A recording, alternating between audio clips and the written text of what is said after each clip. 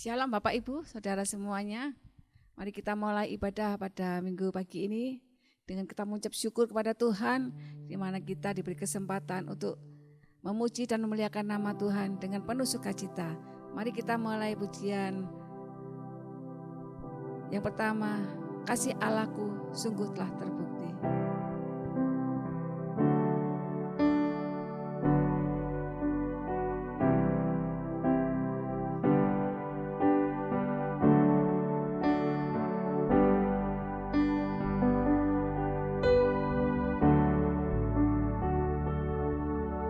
Kasih Allahku sungguh telah terbukti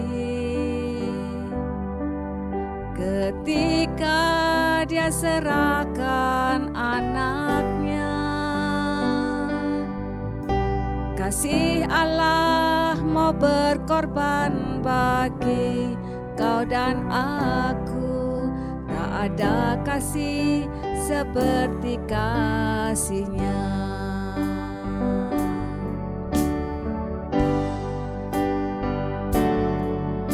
Kasih Allahku sungguh telah terbukti ketika Dia serahkan anaknya. Kasih Allah mau berkorban bagi kau dan aku. Tak ada kasih seperti kasih-Nya. Bersyukur, bersyukur, bersyukurlah, bersyukur karena kasih setiamu. Ku sembah, ku sembah, ku sembah dan ku sembah. Selama hidupku ku sembah Kau Tuhan.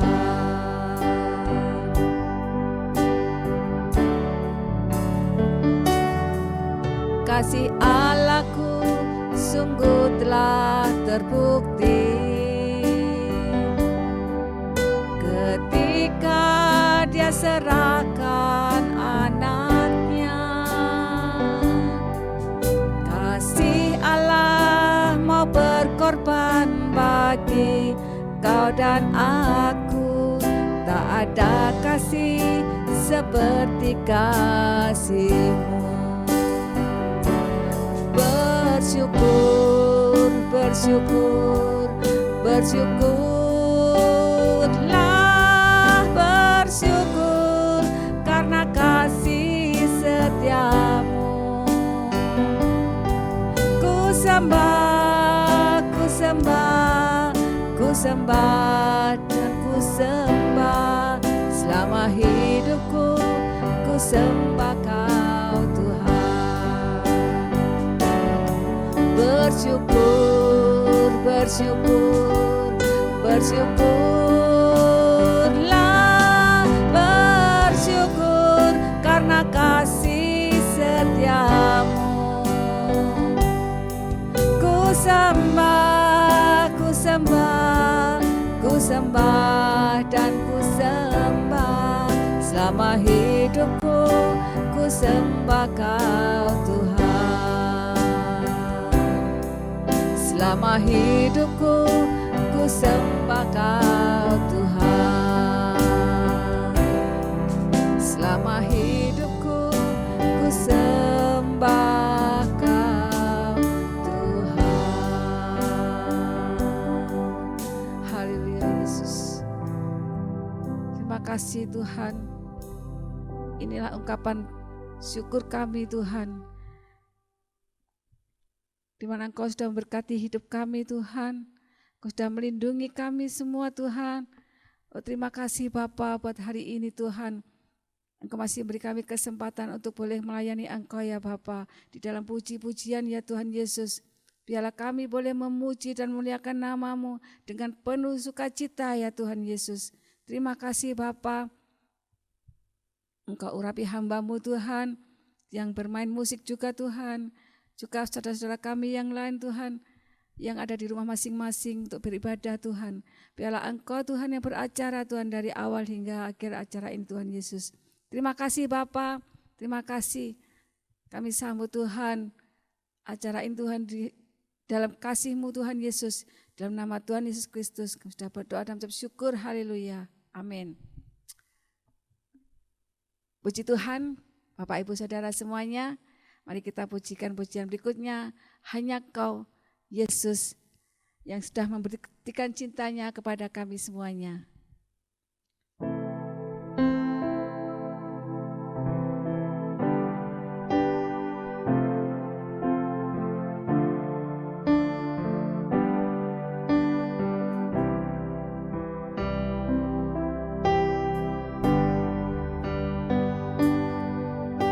Kau telah buktikan cinta-Mu padaku, Kau membayarku dengan hidup-Mu, ku bersyukur.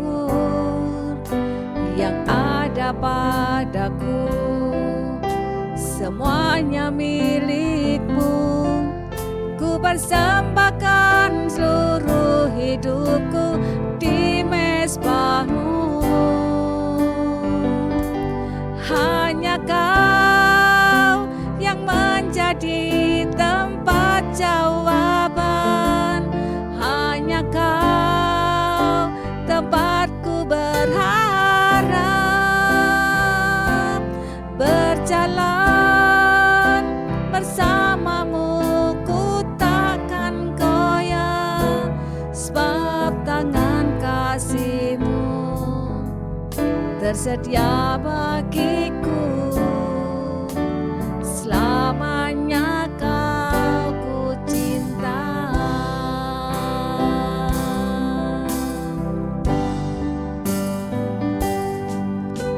Kau telah buktikan cinta-Mu padaku, Kau membayarku dengan hidup-Mu, ku bersyukur. Yang ada padaku semuanya milik-Mu, ku persembahkan seluruh hidupku di mezbah-Mu. Hanya Kau yang menjadi tempat jawaban, hanya Kau tempatku berharap. Berjalan bersama-Mu ku takkan goyah, sebab tangan kasih-Mu tersedia bagiku. Selamanya Kau ku cinta. Hanya Kau yang menjadi tempat jawaban, hanya Kau tempatku berharap. Berjalan bersama-Mu ku takkan goyah, sebab tangan kasih-Mu tersedia bagiku. Selamanya Kau ku cinta, sebab tangan kasih-Mu tersedia bagiku. Selamanya Kau ku cinta.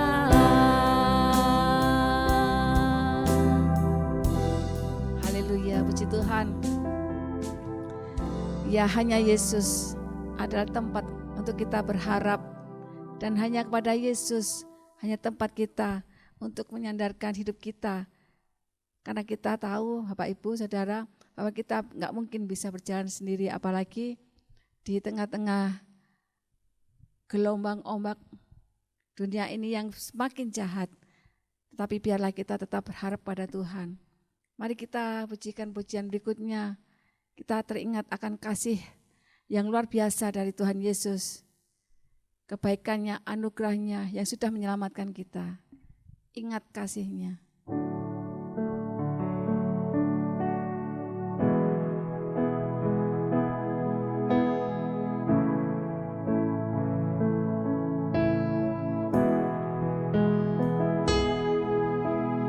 Ingat kasih-Nya,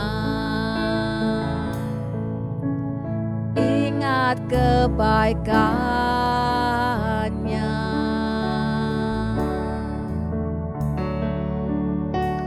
dan anugerah-Nya.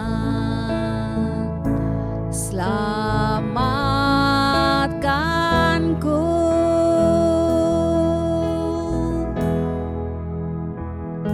sebab kasih-Nya setinggi langit, kasih setia Allah pada kita.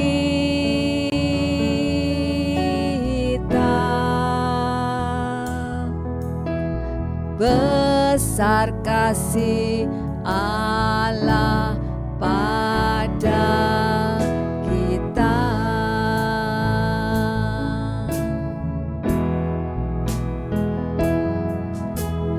Ingat kasih-Nya, ingat kebaikan-Nya,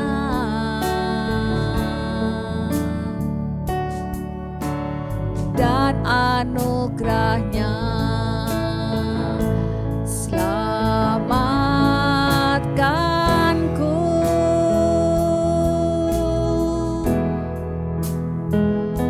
sebab kasih-Nya setinggi langit,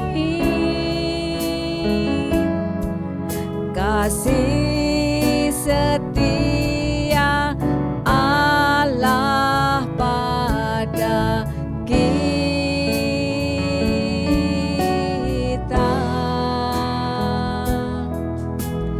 Besar kasih Allah pada kita.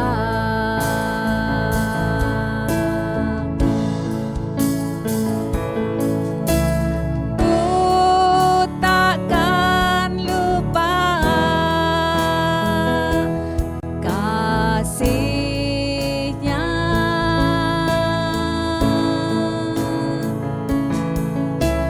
ku takkan lupa anugerah-Nya. Dia penuhkan,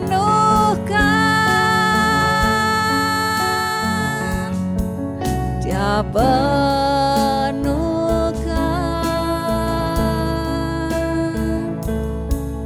Dia puaskan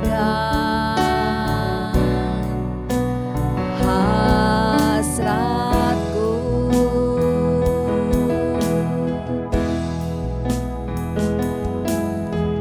Besar kasih Allah pada kita. Ku takkan lupa,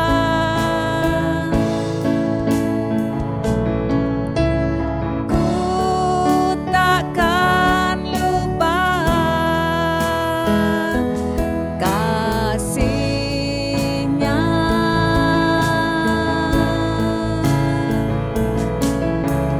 Ku takkan lupa anugerah-Nya.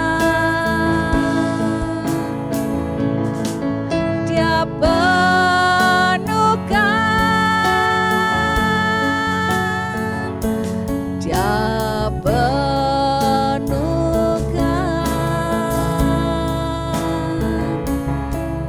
Dia puaskan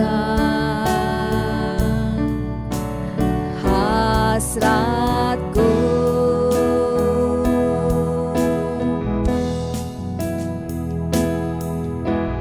Besar kasih Allah pada kita.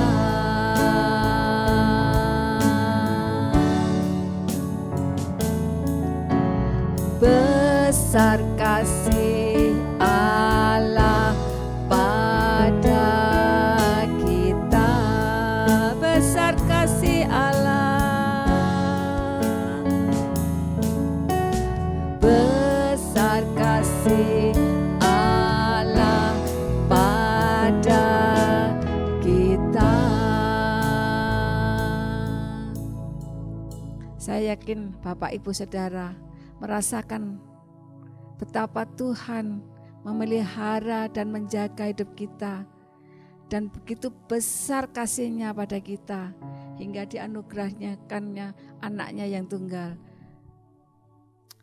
Kita pujikan pujian berikutnya sebelum kita masuk dalam firman Tuhan. Biarlah salib Yesus yang sudah menebus dosa kita, biarlah boleh kita selalu ingat akan kasih-Nya pada kita.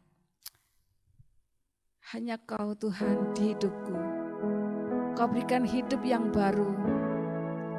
Darah-Mu yang sudah menyucikan hidup kita semuanya, hingga kami boleh layak di hadapan Engkau ya Tuhan Yesus.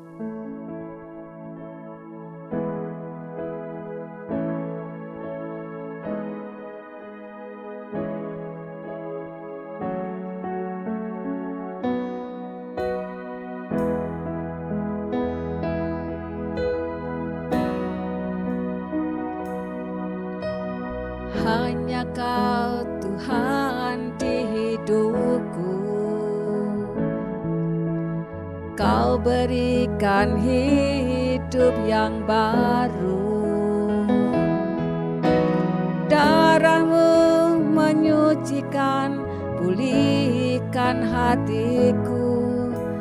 Ku nyatakan Kaulah segalanya. Engkaulah sumber pengharapan, kuasa-Mu sanggup menyembuhkan. Jiwaku pun berserah hanya kepadamu, Yesus, Kaulah segalanya.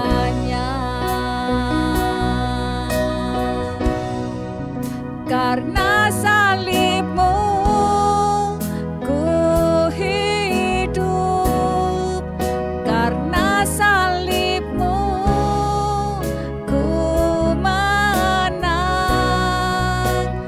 Engkau yang berkuasa sanggup untuk melakukan mujizat-Mu. Karena salib-Mu ku hidup, karena salib-Mu ku menang. Engkau yang berkuasa sanggup untuk melakukan mujizat-Mu.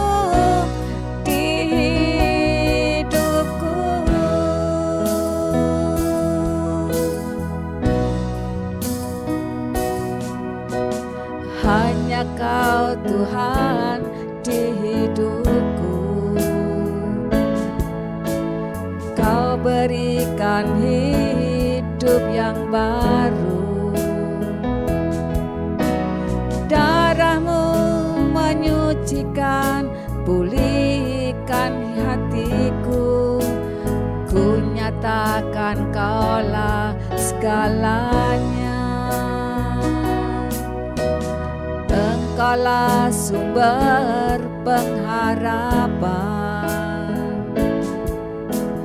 kuasa-Mu sanggup menyembuhkan. Jiwaku pun berserah hanya kepadamu, Yesus, Kaulah segalanya.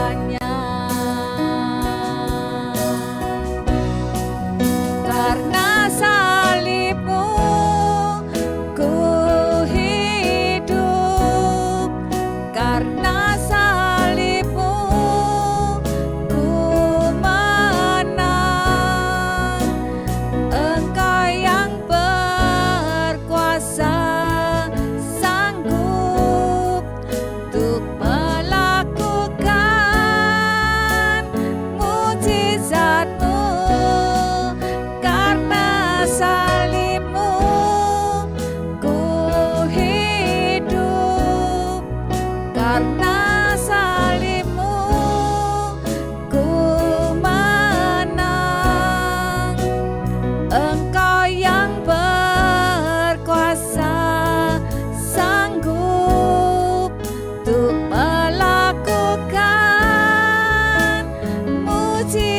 berkat-Mu di hidupku.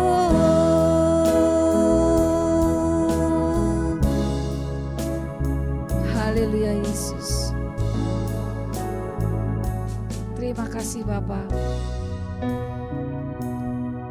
Terima kasih Tuhan buat kasih yang begitu besar Tuhan. Engkau telah korbankan anak-Mu yang tunggal.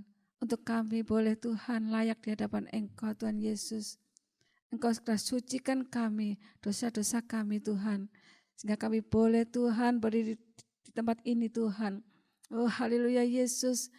Terima kasih Bapa, terima kasih. Kalau sebentar kami akan mendengar bagian sabda-Mu Tuhan Yesus. Biar Kau urapi hamba-Mu yang akan menyampaikan firman-Mu Tuhan.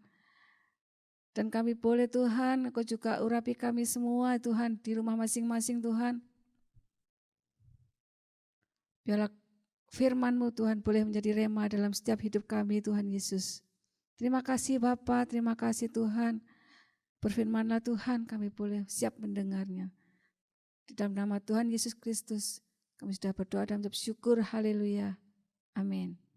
Puji nama Tuhan, Bapak Ibu Saudara sekalian. Hari ini kita akan melihat tentang sehat dalam iman. Kita harus sehat di dalam iman kita. Zaman sekarang ini orang banyak menekankan tentang hidup sehat, pola hidup sehat, dan macam-macam. Pengetahuan itu bertambah-tambah saudara, sehingga penerapan pola hidup sehat sudah menjadi bahagian sehari-hari saudara, dan penemuan-penemuannya yang ada. Nah, kita lihat sehat, tetapi ayat-ayat yang kita baca adalah sehat di dalam iman. Sehat di dalam iman. Kita baca Titus 1 ayat 13 dulu. Kesaksian itu benar, karena itu tegurlah mereka dengan tegas, supaya mereka menjadi sehat dalam iman. Saudara, tegurlah kalau ada orang yang malas, seperti orang-orang di kereta. Orang-orang di kereta itu ada satu pulau, kalau saudara lihat di peta itu ada satu pulau kecil di Laut Mediterania, itu namanya Pulau Kreta.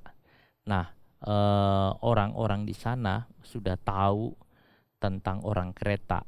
Orang kereta itu pembohong, binatang buas, katanya pelahap yang malas dan segalanya. Nah, setelah mereka itu menjadi Kristen, Paulus bicara kepada Titus. Titus adalah gembala sidang di Kreta. Titus ada gembala sidang di sana.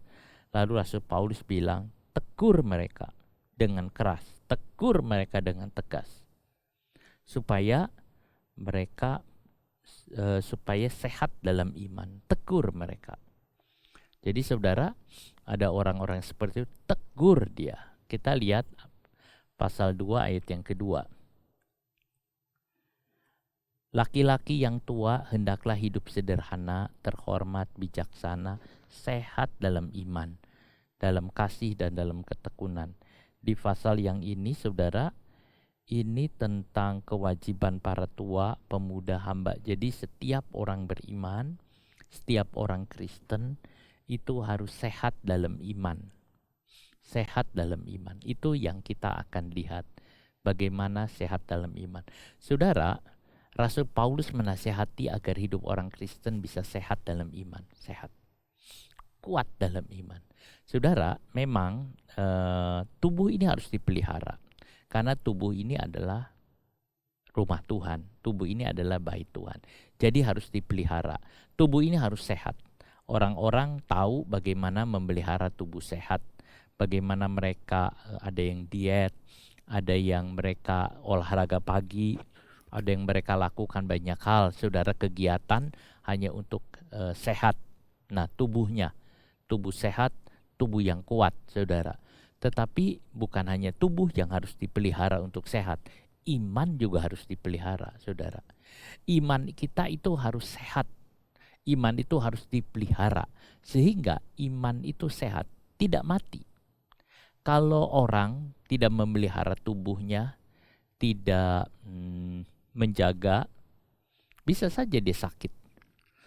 Demikian juga di dalam iman. Kalau orang tidak tertib hidupnya, tidak menjaga kesehatan rohaninya, hidup tidak benar, saudara, dia juga akan mati, saudara. Saudara, waktu saya ada pelayanan yang begitu banyak, sehingga mondar-mandir antara Malang dengan Jakarta, itu pola hidup ini jadi kacau kayaknya. Kadang dan juga capek, lalu kemudian saya juga sampai malam, larut malam, itu yang terjadi. Lalu apa yang didapat, saudara? Sakit. Saya sempat sakit, saudara. Sakit yang cukup berat, itu sakit. Saudara, itu yang ada. Kenapa? Karena pola hidupnya ndak tertib. Pola hidupnya sudah kacau. Nah, itulah sebabnya sekarang harus menertibkan lagi pola hidup. Nah, jadi saudara, walaupun orang Kristen, tetapi kalau hidupnya nggak tertib, tidak sehat. Baik tubuh maupun iman. Iman juga nggak sehat, saudara. Kalau iman tidak sehat, nanti imannya mati. Ya, dia orang Kristen, tapi sebetulnya udah mati. Jadi hidup tetapi imannya sudah mati. Kita jangan hidup imannya udah mati. Iman kita harus ada, saudara. Iman kita harus menyala. Itulah sebabnya pola hidup ini harus dijaga. Ketertiban hidup. Kalau orang, saudara, mungkin ada yang hidupnya tidak tertib, dia mabuk, dia begadang dan sebagainya. Nah, kita juga harus tertib hidup kita, saudara. Ini yang ada. Tidak ada beberapa ayat yang berhubungan dengan sehat. Ayat ini ditulis oleh Rasul Paulus untuk 2 anak muda yang menjadi gembala sidang. Yang pertama Titus, tadi ayat kita baca, dia adalah gembala sidang di Pulau Kreta. Sedangkan yang kedua Timotius, masih muda, dia juga gembala sidang di Efesus. Jadi saudara, ini ada dua orang. Nah, Paulus kirim surat. Dia mengatakan sehat. Lalu dia bicara di ayat 2, pasal 2 ayat 8, sehat dan tidak bercela dalam pemberitaanmu, sehingga lawan menjadi malu, karena tidak ada hal yang buruk yang dapat mereka sebarkan tentang kita. Jadi Paulus bicara kepada Titus untuk menjadi pemberita Injil yang sehat, sehingga musuh tidak dapat menyinggung hal-hal yang buruk. 1 Timotius 6 ayatnya yang kelima. Di 1 Timotius 6 ayat 5, Paulus nulis surat kepada Timotius.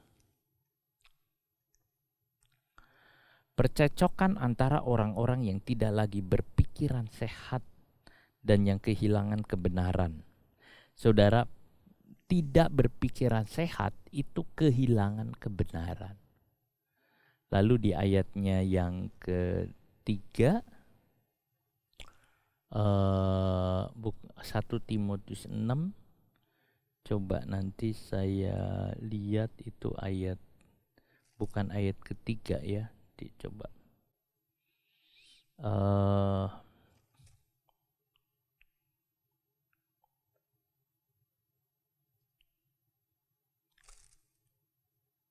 Ya, saudara, ayat ini bilang perkataan yang sehat. 1 Timotius 6, perkataan yang sehat, perkataan Tuhan Yesus Kristus. Coba saya lihat di mungkin pasalnya.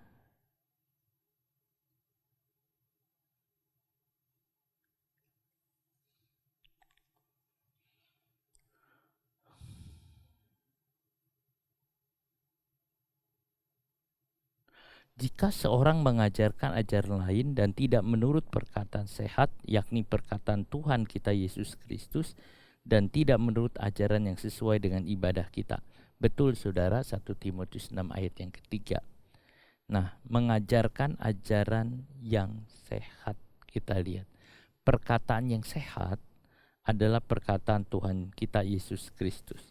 Ya, saya ini mengambil dari terjemahan literal, tapi yang saya baca di sini terjemahan baru.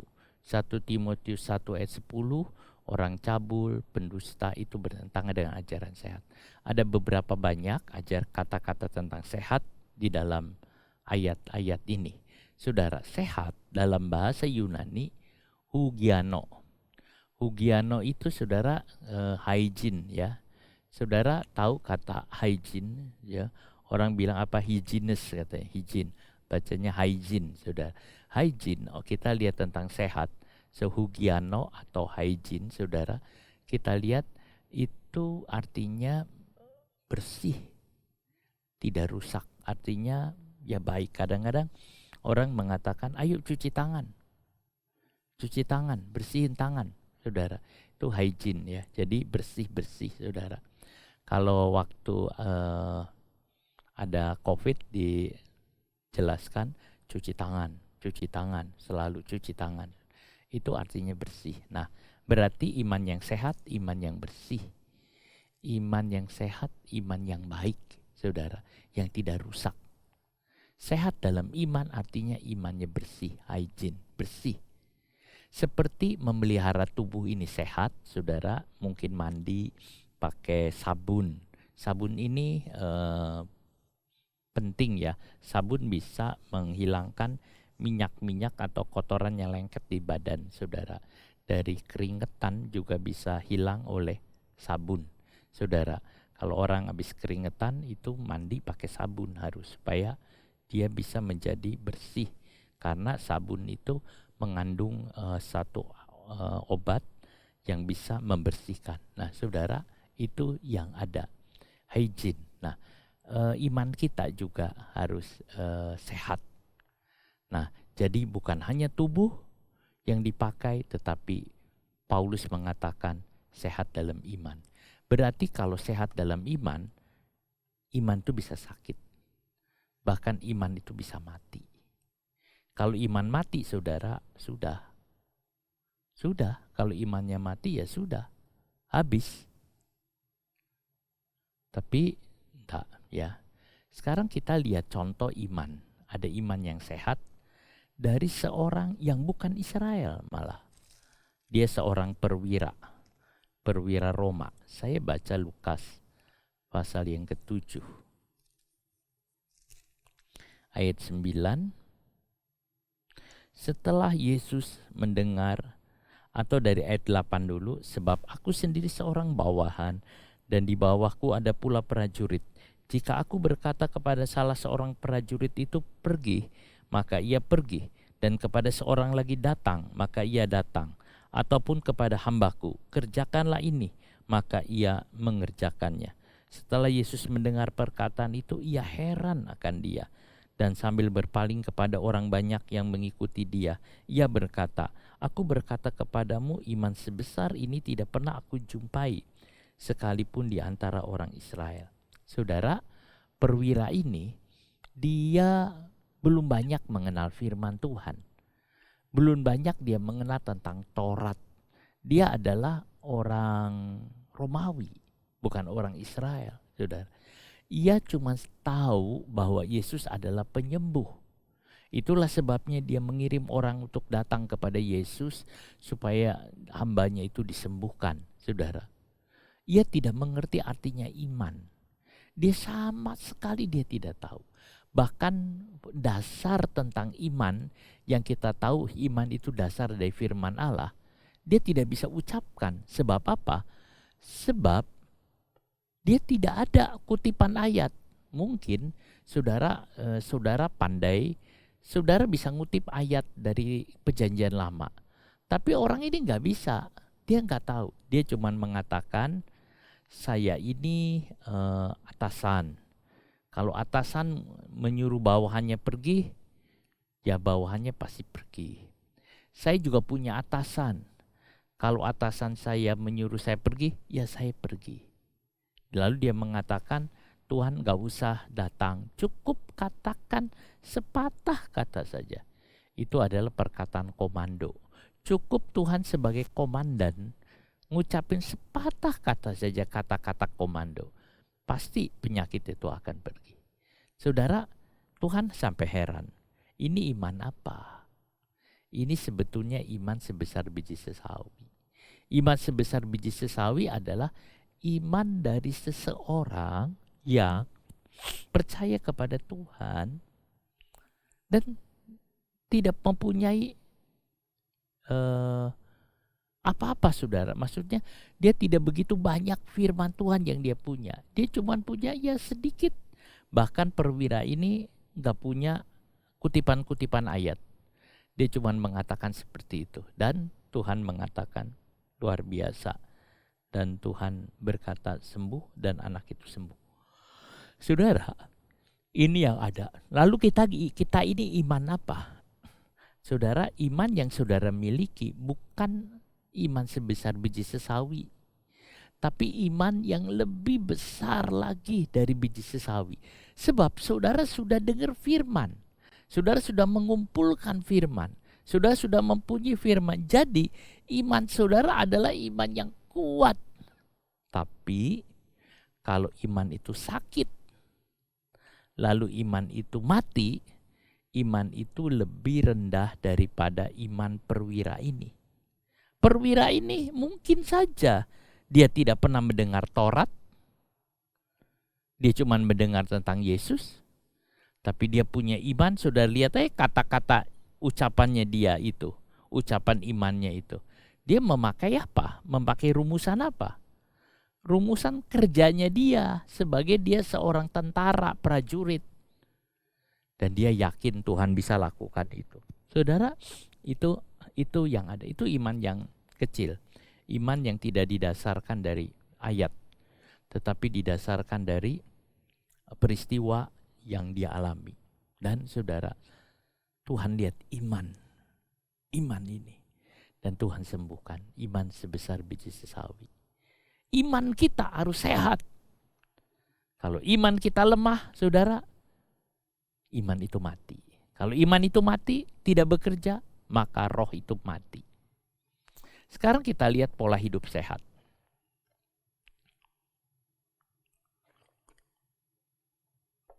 Saudara, bagaimana membentuk pola hidup sehat?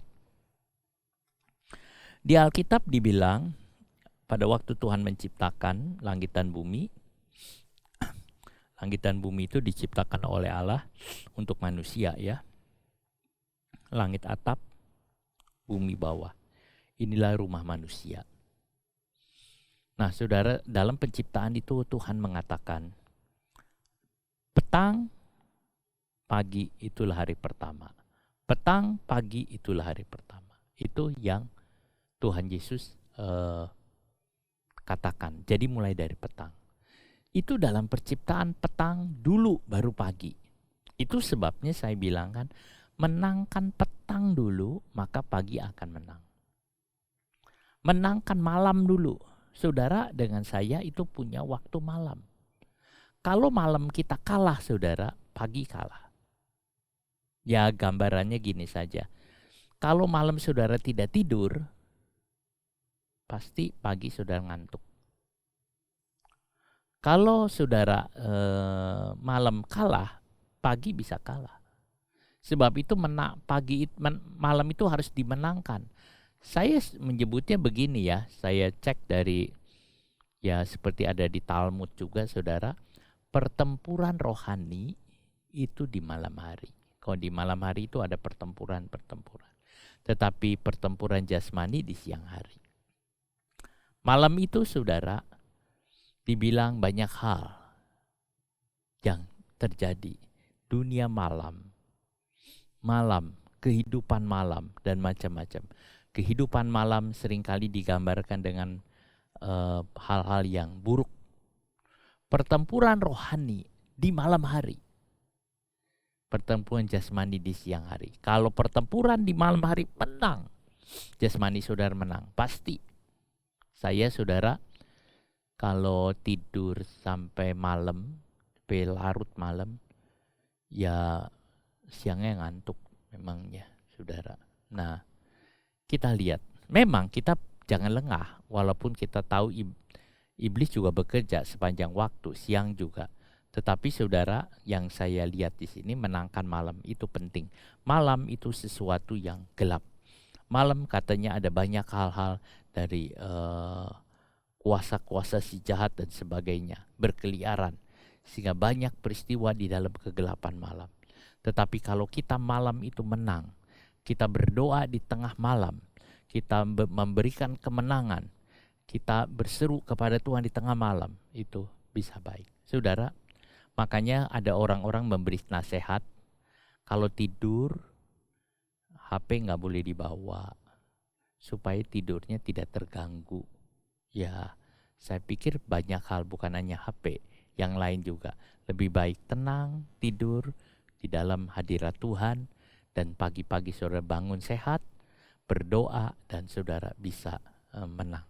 Itulah ketertiban hidup. Hidup ini harus tertib. 1 Timotius 4 ayat yang ke-6, ajaran yang sehat.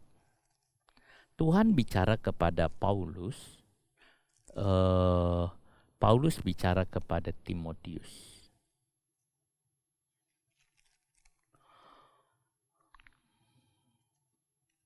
Satu Timotius 4 ayat 6.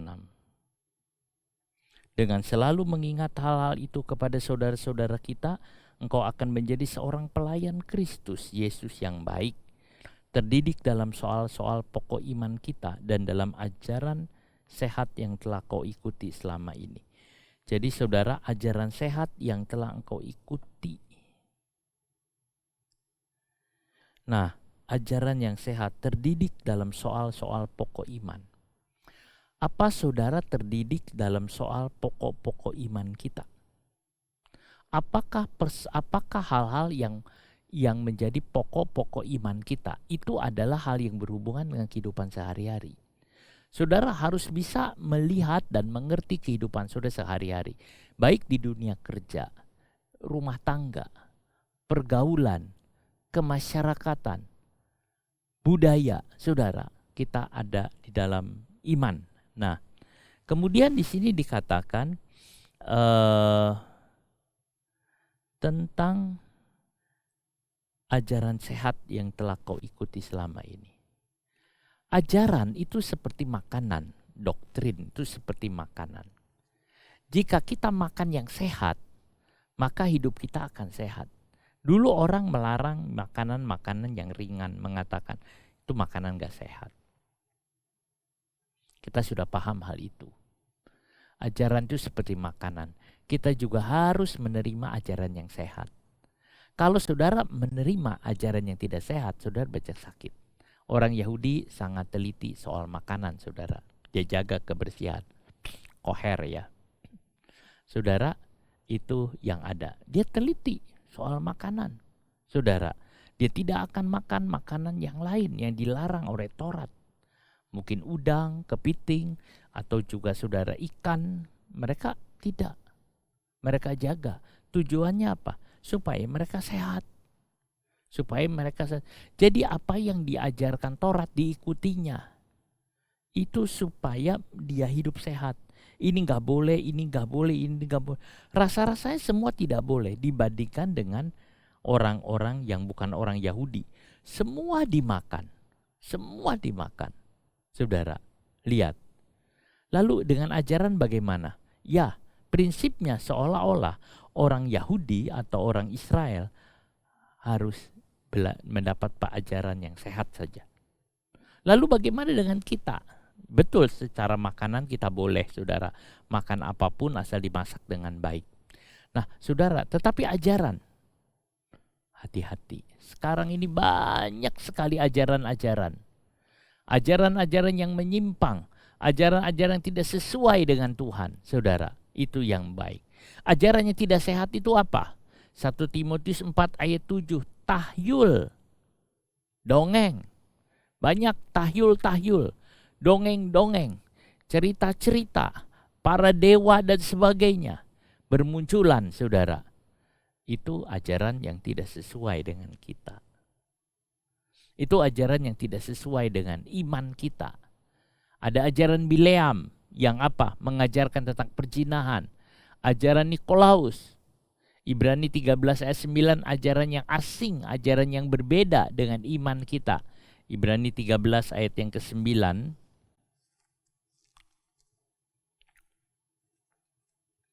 Janganlah kamu disesatkan oleh berbagai-bagai ajaran asing, sebab yang baik ialah bahwa hati kamu diperkuat dengan kasih karunia dan bukan dengan berbagai makanan yang tidak memberi faedah kepada mereka yang menuruti aturan-aturan makanan macam itu. Hal yang tidak berfaedah. Ajaran asing yang tidak berfaedah. 1 Timotius 4 ayat 1, ajaran setan-setan. Kolose 2 ayat 22, ajaran manusia. Kisah 20-30, ajaran palsu. 1 Timotius 1 ayat 10, ajaran percabulan. Saudara, ini ajaran-ajaran yang tidak sehat.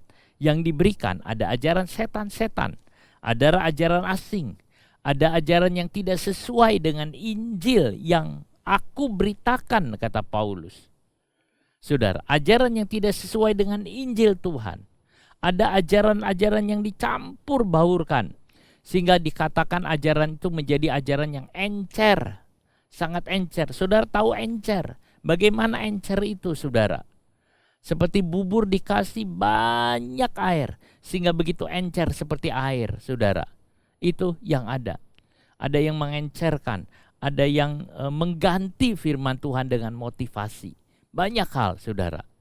Itu ajaran yang tidak sehat. Dan itu mempengaruhi iman kita, sehingga iman kita yang teguh itu berubah menjadi iman yang lemah. Jangan lemah, saudara. Iman itu yang dihargai oleh Tuhan. Tuhan tidak menghargai manusia. Tuh, saudara, tidak. Yang Tuhan hargai adalah iman yang ada di dalam dirinya. Sebab, saudara, iman kepada Tuhan itulah yang membuat kita masih disayang Tuhan. Kalau iman itu sudah tidak ada, saudara, bagaimana bisa? Karena Tuhan mengatakan mungkin dia tidak mengenal saudara. Karena iman itulah yang membuat kita kenal Tuhan. Iman yang ada. Tuhan memberikan kepada bangsa Israel makanan yang asli, mana kepada orang Israel. Tetapi apa sikap orang Israel dengan makanan yang diberi Tuhan? Dia tidak mau, dia ingin makanan dari Mesir. Dia teringat dengan bawang merah, bawang putih, bawang prei, ada semangka, ketimun, dia ingat di sana. Saudara, pada Tuhan memberikan makanan yang asli, makanan yang bisa membawa mereka ke negeri Kanaan. Tetapi saudara, mereka tidak mau. Apa akibatnya, saudara? Mereka tidak bisa hidup dalam negeri perjanjian Tuhan. Keinginannya mendominasi hidupnya. Keinginannya, saudara, menguasai hidupnya. Ingin. Jangan keinginan kita menguasai hidup kita, saudara. Menginginkan. Jika bangsa Israel sungguh menerima mana, maka mereka bisa masuk Kanaan. Sebab mana adalah makanan yang dipersiapkan di Kanaan. Sayang, karena mereka sering bersungut-sungut. Mereka marah. Mereka tidak bisa masuk negeri perjanjian. Saudara, mana adalah makanan yang memberi kekuatan? Mana adalah kekuatannya? Kalau kita tidak makan, maka kita akan menjadi lemah. Iman saudara jadi lemah kalau saudara tidak makan. Kita harus makan tiap-tiap kali. Saudara makan sehari berapa kali? Kalau saudara makan sehari 3 kali, demikian karena saudara memelihara tubuh saudara, demikian juga kita, saudara, harus memelihara iman kita. Memelihara iman kita. Saudara, itu yang ada. Kalau iman ini kuat, betapa sehatnya rohani kita. Pikiran yang sehat. 1 Timotius 6 ayat yang ke-5. Saudara, kita harus memiliki pikiran yang sehat. Pikiran yang sehat adalah pikiran kebenaran. Percecokan antara orang-orang yang tidak lagi berpikiran sehat. Orang yang bercecok itu tidak mempunyai pikiran yang sehat dan kehilangan kebenaran. Orang yang cekcok, orang yang itu tidak sehat pikirannya, apalagi juga orang yang kehilangan kebenaran. Pikiran sehat adalah pikiran kebenaran. Saudaraku, iblis seringkali menipu umat Tuhan dengan pemikiran yang masuk akal. Rasa-rasanya itu masuk akal, saudara, masuk akal. Dicerna dalam pikiran iya, tetapi itu penuh kebohongan. Karena iblis adalah bapa segala pembohong. Saudara, kalau kita dipenuhi oleh firman dan Roh Kudus, kita bisa mengenal tipu daya iblis. Bagaimana Tuhan Yesus diuji oleh iblis? Dia berkata, kalau engkau anak Allah, jadikanlah batu ini menjadi roti. Kalau engkau anak Allah, kalau engkau anak Allah. Saudara, ya iblis pandai memutar balik kata. Dia mengucapkan kata-kata yang kalau manusia biasa tidak bisa menjawabnya dan tidak bisa membantahnya. Seringkali saudara, iblis itu, kita harus punya kuasa seperti Tuhan Yesus supaya kita bisa membongkar tipu daya iblis. Iblis selalu memakai kebenaran manusia untuk menghancurkan kebenaran Tuhan. Saudara, iblis akan buat dia merusak pikirannya. Coba lihat Hawa. Hawa dirusak pikirannya oleh iblis, saudara. Dan sehingga iblis memutar balik firman. Dia mengatakan buah ini perlu dimakan. Semua enggak boleh, tapi buah ini perlu dimakan. Dan Hawa percaya. Dan Hawa lihat buah itu sangat menawan. Dan Hawa mengambil buah itu. Lalu dia memakannya, saudara. Pikiran Hawa sudah dikacaukan oleh iblis. Iblis sering mengacaukan pikiran dengan bermacam-macam cara. Dan hendak merusak, hendak mengacaukan, saudara. Itu yang ada. Iblis selalu memakai kebenaran yang menurut pikiran kita itu benar, masuk akal, logis. Tetapi sebenarnya bukan, saudara. Peperangan terjadi dalam pikiran. Dan kita harus mempunyai pikiran yang sehat. Pikiran yang setuju dengan kebenaran Tuhan. Pikiran yang selaras dengan Tuhan. Menjaga pikiran tetap positif itu memang baik. Ada orang mengatakan, ya kita jaga pikiran tetap positif. Positive thinking, jaga pikiran tetap positif. Iya saudara, pikiran tetap positif itu baik memangnya. Oh, jangan pikir yang negatif katanya. Jangan pikir negatif, pikir yang positif. Ya baik, tetapi pikiran positif bukan firman Tuhan. Sebab itu orang yang menekankan pikiran positif, positive thinking dan sebagainya, saudara, masih gampang dialihkan oleh iblis. Iblis masih bisa membelok-belokkannya. Kita harus jaga pikiran kita sesuai firman Tuhan. Jaga pikiran kita sesuai dengan firman Tuhan. Filipi 4 ayat yang ke-7, damai sejahtera memelihara hati dan pikiranmu. Damai sejahtera Tuhan memelihara hati. Hati kita dipelihara, pikiran kita dipelihara oleh damai sejahtera. Biar hidup kita ada damai sejahtera. Efesus 4, 22-23 menanggalkan terus-menerus manusia lama. Manusia lama ini ditanggalkan terus-menerus.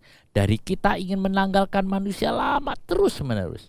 Lalu pikiran kita diperbaharui. Saudara, kalau pikiran kita itu baru, pikiran kita diperbaharui, ya sangat baik.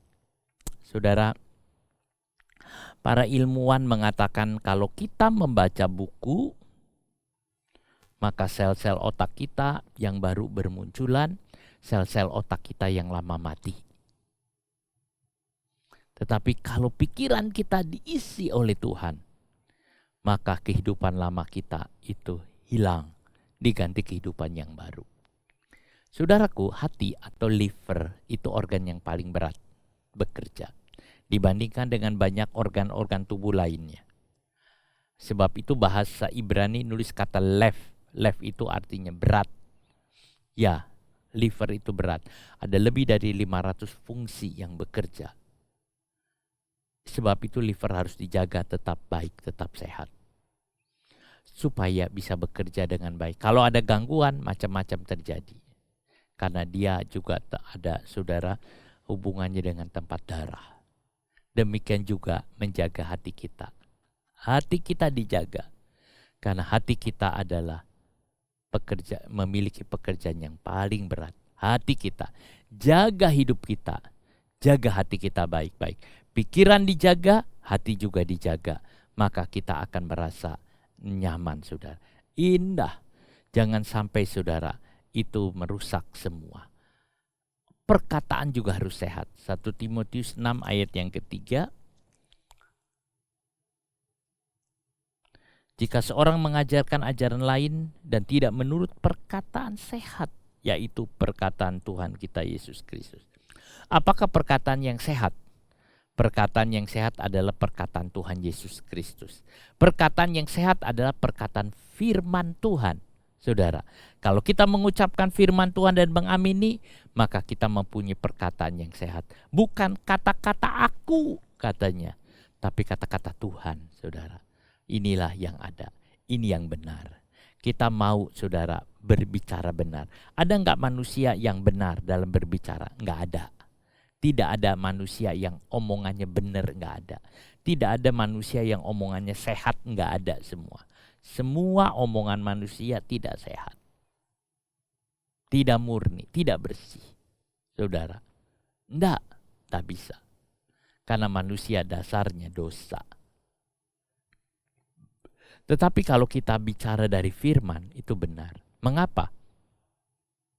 Karena kebenaran. Mau enggak kita hidup benar? Kalau kita mau hidup benar, kita bicara firman. Yakobus tahu lidah ini adalah sumber malapetaka. Lidah ini adalah sumber dari segalanya. Dengan lidah orang bisa menghujat. Dengan lidah orang bisa memuji. Lidah yang sama bisa mengatakan, terpujilah Tuhan, hosana. Lidah yang sama mengatakan salibkan dia, salibkan dia. Saudara, kita lihat di ini. Jika kita ingin perkataan kita sehat, ucapkan firman Tuhan. Tidak ada lain lagi. Firman, firman. Dari hati keluar, meluap. Dari hati meluap, saudara. Ke mulut keluar. Kalau hati ini kotor, maka yang keluar adalah air yang kotor. Kalau hati ini bersih, maka keluar yang bersih, saudara. Perkataan yang benar. Kita harus makin lama, harus makin berkata benar. Jangan kita berkata munafik, jangan kita berkata hipokrit, saudara. Jangan kita berkata hal-hal yang menyimpang. Jangan kita menyesatkan orang. Jangan kita mengatakan sesuatu yang salah. Tapi katakan perkataannya yang benar. Apa yang benar? Firman. Titus 1:9, dan berpegang kepada perkataan yang benar, yang sesuai dengan ajaran sehat, supaya ia sanggup menasehati orang berdasarkan ajaran ini, dan sanggup meyakinkan penentang-penentangnya. Berpegang kepada perkataan yang benar sesuai ajaran sehat. Saudara, ajaran yang sehat. Nah, sehat iman dalam Alkitab. Bagaimana kita mau sehat, saudara? Alkitab mengajarkan seperti apa kita sehat. Saudara, yang pertama yang Tuhan ajarkan kepada kita adalah merenungkan firman Tuhan siang dan malam. Bagaimana kita mau tertib hidup, lalu kita mempunyai satu pola sehat. Yang pertama, pagi-pagi bangun, saudara. Pagi-pagi bangun kita baca firman. Itu nomor satu. Nomor satu, pagi bangun kita lihat firman. Kita baca firman, saudara. Dan juga mau tidur, kita juga baca firman, saudara. Sehingga itu pola ini kalau dipelihara, maka kita akan jadi baik. Pagi saudara, sebelum bangun tidur, saudara baca firman. Lalu kemudian mau tidur, baca lagi firman. Supaya malam itu menang, pagi itu juga kita menang, saudara. Renungkan firman Tuhan siang malam. Kata pemazmur dikatakan, maka orang itu menjadi orang yang berhasil. Orang yang berhasil itu orang yang sehat imannya. Jika kita melakukan setiap hari, maka pola hidup kita terbentuk. Orang yang tertib hidupnya rohani sehat. Sehat di dalam Tuhan. Yang kedua, buatlah hatimu gembira bagi Tuhan. Amsal 17 ayat 22, hati yang gembira adalah obat yang manjur. Saudara, bagaimana kita sehat? Bikin hati kita gembira. Gembira bagi Tuhan. Buatlah hati kita gembira, saudara. Sebab orang yang gembira bisa melakukan banyak pekerjaan dibandingkan dengan orang yang sedih. Coba saudara lihat, ada orang sedih, ada orang gembira senang. Yang mana yang bisa menyelesaikan pekerjaannya, yang hatinya gembira? Kalau orang dengan menangis dia mau mengerjakan PR, nggak mungkin. Tapi kalau orang dengan senang hati mengerjakan PR, dia bisa jalan. Saudara, pekerjaan rumah apapun, Kalau hati yang gembira, buat hati kita selalu gembira dalam Tuhan. Kita bilang, puji Tuhan, hatiku gembira, hatiku penuh dengan nyanyian, hatiku penuh dengan nyanyian. Saudara, gembira. Dari banyak riset, orang mengatakan hati yang gembira adalah obat bagi semua penyakit. Baik penyakit jasmani maupun penyakit psikis atau penyakit kejiwaan. Saudara. Jadi baik penyakit jasmani maupun psikis, saudara. Hati yang gembira adalah obat. Jadi kalau ada orang, saudara, ini susah, gembira. Gembira dari Tuhan. Buatlah hatimu gembira untuk Tuhan Yesus. Buatlah hatimu gembira. Saudara, itu yang ada. Jadi pagi-pagi merenungkan firman, 2, buatlah hati gembira. Yang berikutnya, Paulus memberi nasihat yang baik bagi jemaat di Tesalonika. Bersukacitalah senantiasa. Saudara, dalam apapun bersukacitalah. Bersukacitalah senantiasa. Susah atau tidak, atau mudah atau sulit, bersukacitalah senantiasa. Kenapa kita bersukacita? Apa dasarnya kita bersukacita? Katakan saja, karena aku anak Allah. Karena aku adalah orang tebusan Tuhan. Itulah sebabnya aku bersukacita senantiasa dalam segala hal. Tetaplah berdoa. Terjemahan lain mengatakan doa tidak berkeputusan. Ada yang mengatakan doa senantiasa. Saudara, tetaplah berdoa. Saudara berdoa terus menerus. Ya, doa adalah nafas. Doa adalah nafas. Saudara, orang-orang kadang ada yang namanya sekarang ilmu, saudara, olah nafas. Nafas ini diolah untuk kesembuhan. Menghirup, membuang. Jadi dari hidung ini, saudara, dia menghirup, lalu dari mulut dia buang. Itu olah nafas. Nafas itu bagaikan doa. Atau doa itu bagaikan napas orang Kristen. Saat menghembus, saudara, saat kita menghirup udara sorga. Saat kita menghembuskan, saudara, kita membuang segala keluh kesah kita. Kita membuang segala kepikiran kita. Kita membuang segala sesuatu, saudara, yang duniawi. Saat kita menghirup udara dari Tuhan. Dan kita membuang. Jadi saudara, gambarannya saat saya menghirup, saudara, lalu saya menghembuskan itu keluar.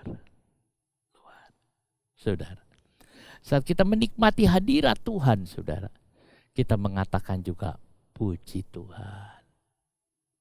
Kita mengatakan puji Tuhan. Mulut kita mengeluarkan kata-kata yang baik juga, saudara. Puji Tuhan, puji Tuhan. Tetaplah berdoa. Berdoa tidak berkeputusan. Pagi, siang, sore, malam berdoa. Bagaimana bisa berdoa tidak berkeputusan? Berdoa dalam roh. Yang ketiga, mengucap syukur dalam segala hal. Dalam segala hal. Dalam segala hal. Bisa dalam segala hal. Bisa berusaha bisa. Mengucap syukur dalam segala hal. Saudara, baru baik. Kemudian ada 4 hal penting lainnya yang Paulus sebut, saudara, di sini adalah jangan padamkan roh. Jangan padamkan roh. Roh saudara jangan dipadamkan. Biarkan roh itu menyala-nyala. Roh Kudus yang di dalam diri kita biarkan menyala, jangan dipadamkan. Dipadamkan dengan apa? Banyak. Ada yang dipadamkan dengan gantang. Ada yang dipadamkan dengan hal-hal yang buruk. Saudara, biarkan roh itu bekerja dalam diri kita. Bakar hidup saudara dengan Roh Kudus. Yang berikutnya, jangan anggap rendah nubuatan atau Alkitab juga isinya nubuatan, jangan dianggap rendah. Ketiga, ujilah segala sesuatu. Apapun ujilah, gak apa-apa, ujilah. Pegang yang baik.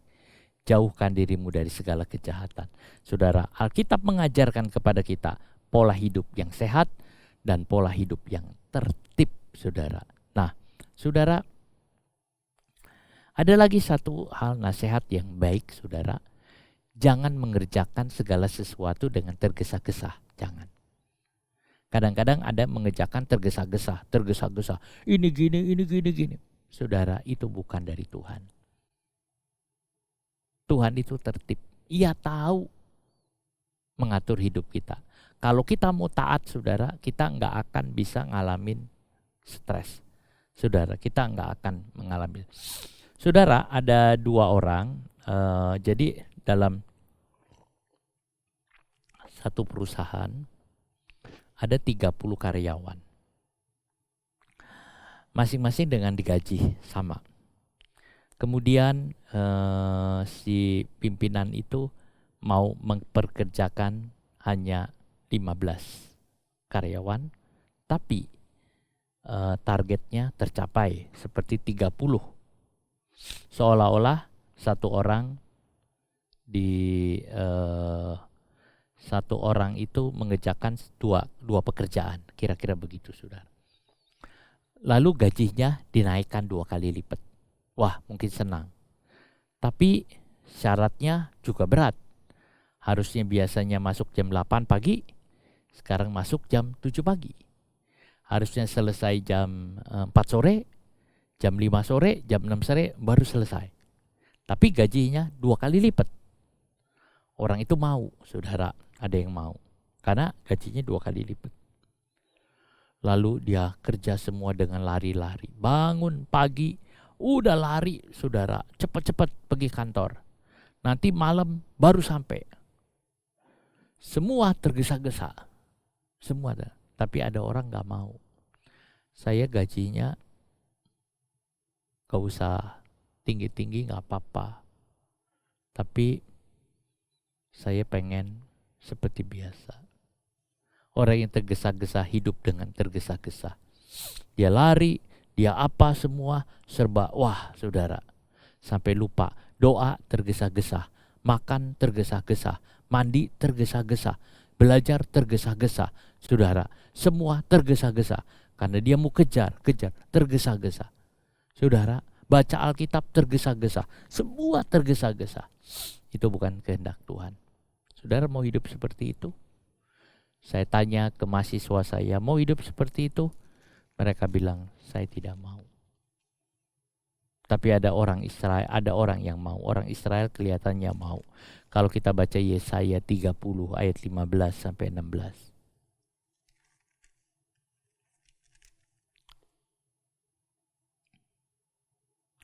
Sebab beginilah firman Tuhan Allah yang Maha Kudus Allah Israel, dengan bertobat dan tinggal diam, kamu akan diselamatkan.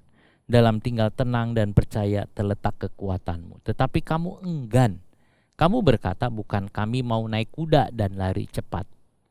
Maka kamu akan lari dan lenyap. Katamu pula, kami mau mengendarai kuda tangkas. Maka para pengejarmu akan lebih tangkas lagi. Sudah lihat? Jadi dia bilang, enggak. Tuhan bilang, kalau kamu tenang, kamu mempunyai kekuatan. Kalau kamu berdiam diri, kamu mempunyai kekuatan. Tetapi mereka enggak, aku mau sibuk, aku mau naik kuda, bahkan aku mau lari cepat. Kami akan seperti itu.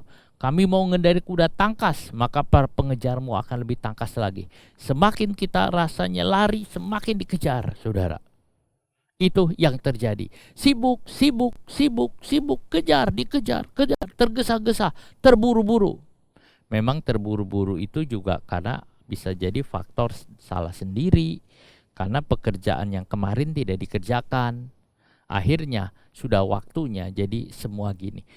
Itu bukan kehendak Tuhan. Belajar segala sesuatu tidak terburu-buru, saudara. Belajar tenang dalam segala sesuatu. Tenang ini penting. Tenang ini penting, saudara. Tenang ini sehat, tenang. Ketakutan itu bukan dari Tuhan. Kalau ada orang takut, bukan dari Tuhan. Ketergesa-gesaan juga bukan dari Tuhan. Saudara, kita mau tenang. Tenangkan diri kita, tenangkan hidup kita, saudara. Jadi dari seluruh yang ada, saudara, pola hidup sehat itu penting. Sekarang ini banyak makanan-makanan yang tidak sehat. Hati-hati dalam makan. Paling aman itu makan di rumah sendiri. Itu paling aman. Kadang-kadang ibu suka berkata, jangan banyak makan di luar. Tidak sehat. Belajar makan di dalam. Di orang tuamu sendiri. Secara rohani juga begitu. Ya, di luar bisa ditemukan makanan yang rasanya nyaman tapi tidak sehat. Tapi di dalam, ajaran di dalam Kita udah kenal orang tua kita sendiri. Pasti makanannya sehat karena dia mencintai. Saya mencintai saudara. Sebab itu saya akan memberi makan makanan yang baik, makanan yang sehat. Saudara, sebagai saya orang tua. Nah, kita lihat. Jadi seperti itu saudara. Sekarang ini banyak hal yang ada. Nah, pola hidup ini harus kita jaga baik-baik. Semua kita harus pelihara. Liver, hati kita, pikiran kita, perkataan kita, semua harus sehat. Pikiran kita, perkataan kita itu harus sehat saudara. Sehat semua. Lalu Alkitab mengajarkan kepada kita untuk apa? Buat hati kita gembira. Gembira dalam Tuhan. Gembira dan gembira saudara. Izinkan saudara hal itu terjadi. Lalu Paulus bilang berdoalah senantiasa, mengucap syukur dalam segala hal. Saudara harus belajar kita mengucap syukur dalam segala perkara. Di apapun kita mengatakan terima kasih Tuhan. Segala perkara aku mengucap syukur. Saudaraku, kita belajar menotok hidup kita. Pagi-pagi bangun apa? Belajar firman. Malam menangkan malam. Supaya pagi itu sehat. Saudara, kalau pagi sehat, saudara bisa bekerja dengan baik. Nah saudara, kita akan menyanyi satu nyanyian. Ini nyanyian lagu yang lama, tapi kita mau nyanyi.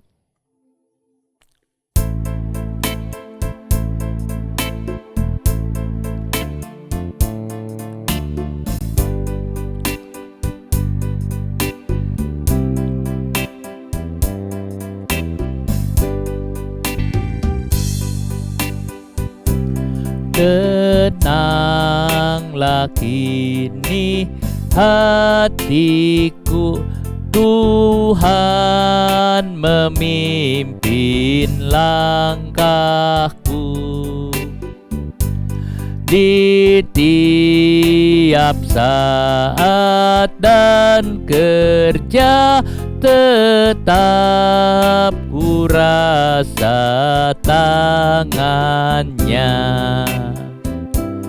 Tuhanlah yang membimbingku, tanganku dipegang teguh, hatiku berserah penuh, tanganku dipegang teguh.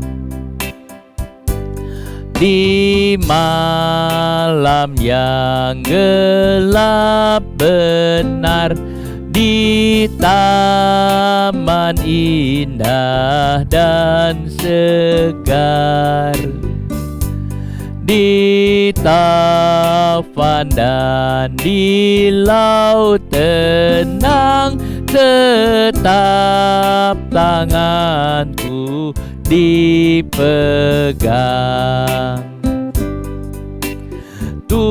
Tuhanlah yang membimbingku, tanganku dipegang teguh, hatiku berserah penuh, tanganku dipegang teguh.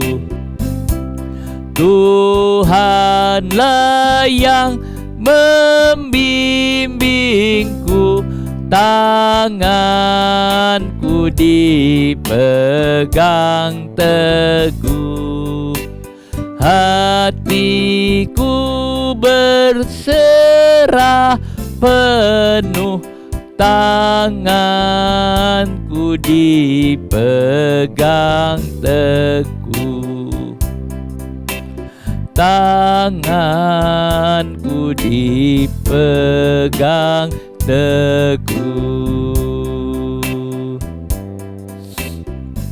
Kami berterima kasih kepadamu Tuhan buat semua kebaikan Tuhan. Ajar kami mengatur hidup kami dengan pola hidup yang sehat, supaya iman kami sehat. Tanamkan firman-Mu dalam hati kami Tuhan, supaya kami benar-benar melakukan firman-Mu. Kami ingin melakukan firman-Mu Bapa. Terima kasih Tuhan Yesus. Sebentar kami ingin masuk dalam perjamuan kudus. Tuhan tolong kami supaya kami bisa bersatu dengan tubuh dan darah-Mu. Terima kasih Bapa. Terima kasih karena kami tahu tubuh dan darah-Mu itu adalah kekuatan yang bagi kami juga. Dan kami akan mengalami hal-hal yang indah bersama Engkau. Tuhan, kami boleh mengalami kesehatan di dalam Engkau. Terima kasih Bapa. Dalam nama Tuhan Yesus. Amin. Saudara siapkan tubuh dan darah Tuhan. Sambil kita menyanyikan nyanyian, salibnya, salibnya, selamanya mulia.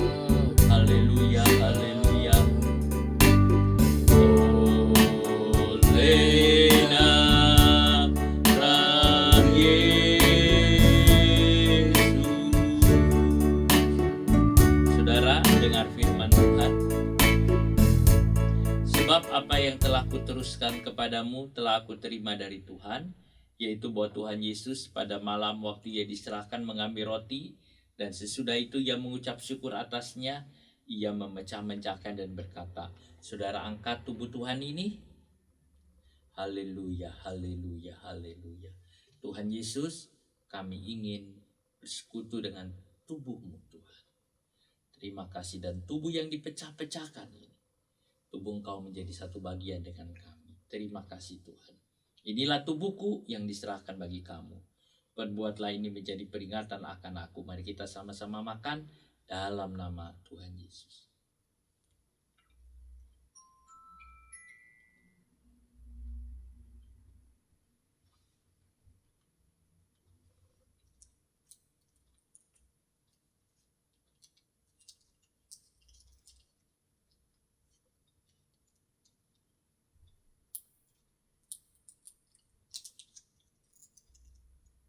Demikian juga ia mengambil cawan sesudah makan, lalu berkata, kita angkat cawan ini. Tuhan Yesus, terima kasih kamu bersekutu dengan darah-Mu. Darah perjanjian yang tercurah. Darah itu menjadi bagian dari kehidupan kami. Kami hidup oleh darah-Mu. Terima kasih Bapa. Cawan ini adalah perjanjian baru yang dimeteraikan oleh darahku. Perbuatlah ini setiap kali kamu meminumnya menjadi peringatan akan aku. Mari kita sama-sama minum dalam nama Tuhan Yesus.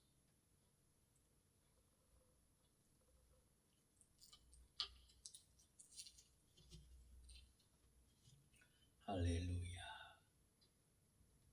Haleluya.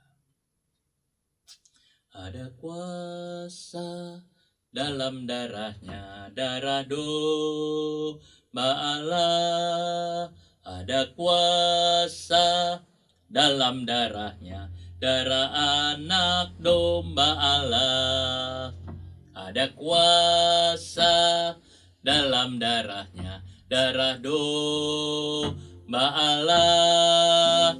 Ada kuasa dalam darahnya, darah anak domba Allah. Terima kasih Tuhan buat semua yang Kau berikan. Kami menang di dalam kehidupan kami oleh sebab Engkau Tuhan, firman-Mu, roh-Mu, darah-Mu Tuhan. Terima kasih Yesus. Dalam nama Tuhan Yesus kami berdoa. Amin.